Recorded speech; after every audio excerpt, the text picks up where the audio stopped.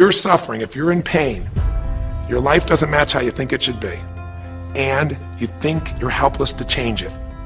Now you have only three choices.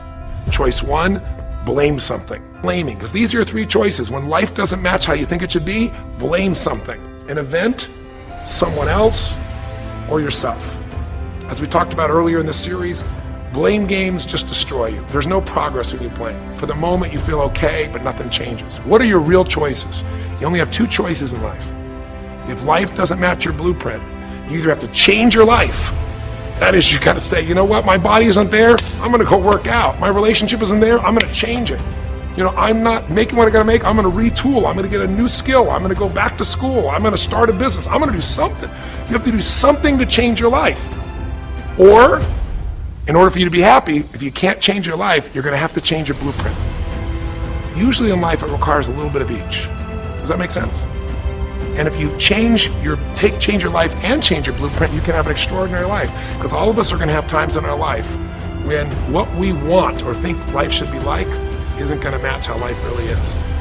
Those moments, if we blame, our life goes into pain. If we change, we can change our life and match our blueprint. But we have to also know when it's not within our control. And that's how we're able to make a shift and change what our story is for our life, what our expectations are, not by lowering them, but by changing what that model really is. I hope this makes sense to you. I'll give you a great example. Years ago, I do a lot of work with business people, celebrities, people of all kinds of walks of life. And I was dealing with a group of people, and they knew a very, very powerful celebrity. And to give that person privacy, I won't tell you too many details, so you can't figure out exactly who it is, but it would be a person who was very successful as a woman, who was extremely attractive by cultural standards, a woman who's had a lot of dear friends, a lot of deep respect, so great skill, great ability, extremely talented, quite attractive, quite wealthy in financial terms, and lots of great friends. This would be, for most people's idea, the ultimate blueprint. If your life matches that description, you must have an incredible life. But ironically, this particular individual, as famous as they were, was depressed all the time. They had seemingly everything, and yet the person was depressed. How do you get depressed when you're smart, and you're strong, and you're beautiful, and you got great friends, and you're rich, and you're famous? Well, it's real simple. People said, I don't know what it is. Everyone's tried to help her. She's been through counseling. She's got all these different drugs. Nothing's working. She's taking antidepressants and she's still depressed. Which is not uncommon, by the way. Because if you change the way you feel physically, but you still see your life doesn't match how you think it should be at some level, and you feel like you're helpless to change it, you're going to be depressed. So I said, bring her to me. I said, I can help her. I know that sounds like hyperbole. I said, how do you know that, Tony? Because I already know what the problem is. I know someone's depressed. They're helpless. Their life doesn't match up with what you want. I just don't know what her blueprint is, but we'll find out what it is. Either help her change it, or I'll help her change her blueprint at home. Long story short, very quick. She came to me and she spent the first half an hour telling me, apologizing, saying, I know I shouldn't be happy. I know it's silly. I'm depressed. I don't know why I'm so depressed. I know I should be grateful for what I have. I am grateful. There's all these reasons why she knows she should feel good and still do it in front of her. Listen, I don't care about that. I care about you. The fact that you're not happy has nothing to do with what you have. The fact that you're happy is life doesn't match the expectation. That's the way you're and worse, this depressed like all this time. You feel like you can't do it. You have no power to change it. It's certain answers. So what is that? What did you want your life to be like? It sounds stupid. She said, well, I don't know. I just always, since I was a little girl, dreamed that I would be married and I would have 3 basically perfect children and they would love me totally and I love my husband, he loved me. And I said, okay, so how's that working for you so far? And she said, well, I think you know, she's a pretty famous person. She said, I'm divorced twice, I have no children, and now it's an age. And you conclude that means you're an age where having a child, a natural child, is, barring a medical miracle, is not going to happen. So I said to her, well, why don't you just adopt? She said, no, that's not it. So I had a big undertaking. I talked to her earlier sessions about there's the surface problem, and then there's the deeper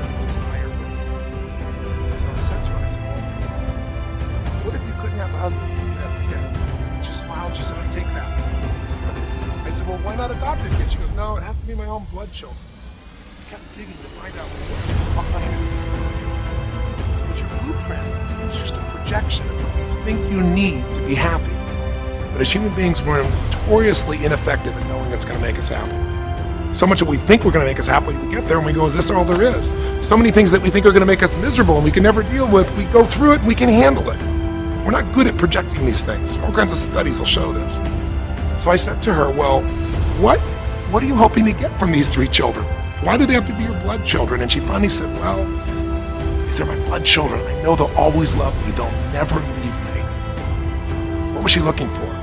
Unconditional love. She had this big blueprint that said, White House, picket fence, 3 children, perfect husband, all these different things. But what was behind that was a need to feel like she could have love that would be certain and wouldn't go away. So I can help her meet that need.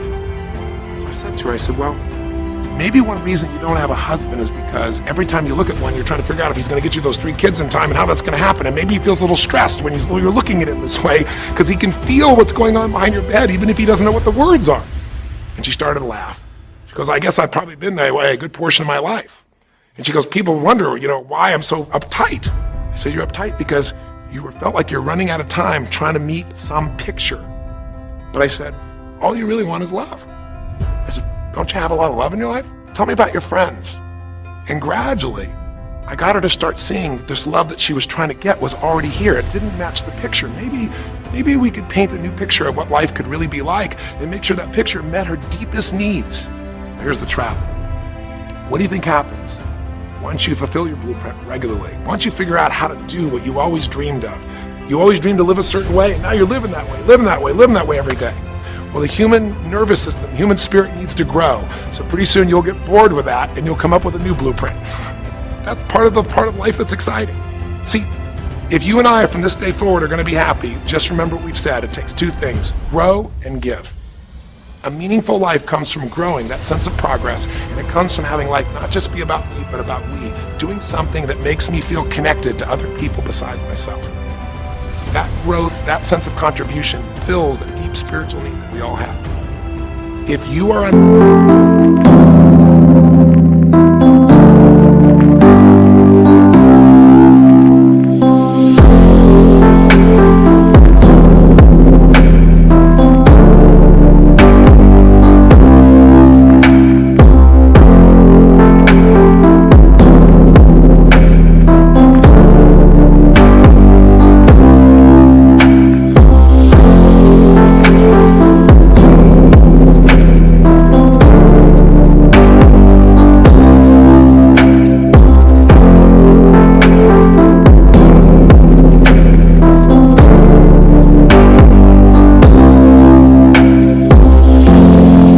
happy in your life, you got 3 choices, really 2. Blame, that's not a choice, it's not going to work. Don't blame someone else, don't blame the event, don't blame yourself. Just figure out what you're going to do to change your life. That's my specialty. If you like my coaching or my team's coaching, come visit with us, come to an event, come get a coach, come through a program, and we'll guide you through it more than just a few minutes like this, and we'll do it directly, an environment that'll shift you. Or change your blueprint. You're going to have to rewire what's going on inside, and that's what we focus on as well. So I hope this journey has been an interesting one for you. I hope it's opened up your eyes to what it takes to go from where you are to where you want to be. It takes changing your emotional pattern. It takes bringing presence to your life. It takes realizing you have no problems compared to somebody else and putting your life in perspective. It takes the ability to deal with those extreme stresses that happen in your life by questioning your limiting beliefs. And again, we'd love to coach you and show you how to change those in a permanent way where it happens automatically, just like lifting weights so often until the muscle's always there and you find yourself able to follow through. It takes for you to be able to figure out how to deal with crisis.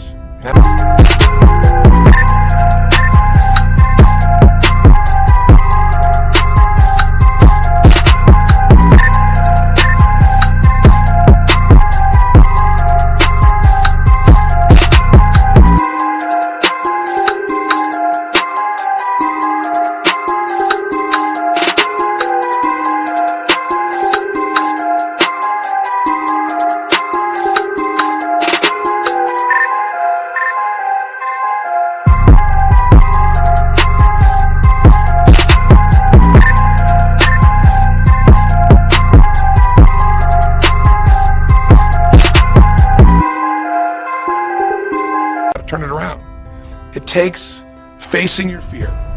It takes pushing yourself through what used to stop you. It takes putting yourself in a position where you connect to what's more important than just yourself, what you value than just yourself. And it takes, I think in this case also, the ability to realize that no matter what happens to you, you're more than that moment. You're more than the story you think you're supposed to be. And that even when you're not matching what you think you need to be, maybe there's a reason for that. Maybe you're having to find a different part of yourself that's going to fulfill you at a much deeper level. Sometimes failing to get your goal gives you your destiny. I can't tell you how many people I've known over the years who had an idea of what they thought their life was supposed to be like, and they didn't achieve it, and they felt miserable and upset and frustrated, and one day an opening happened and they went, oh my God, thank God that didn't happen.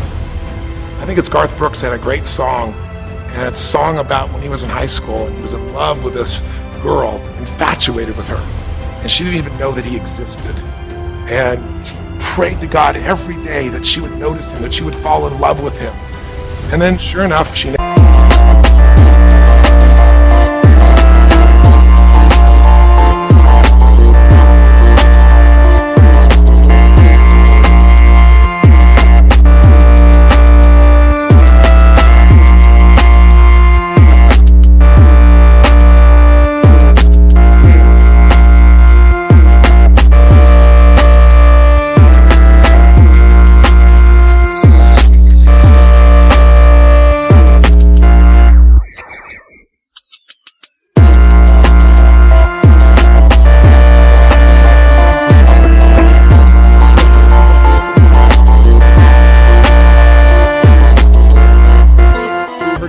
was so disappointed.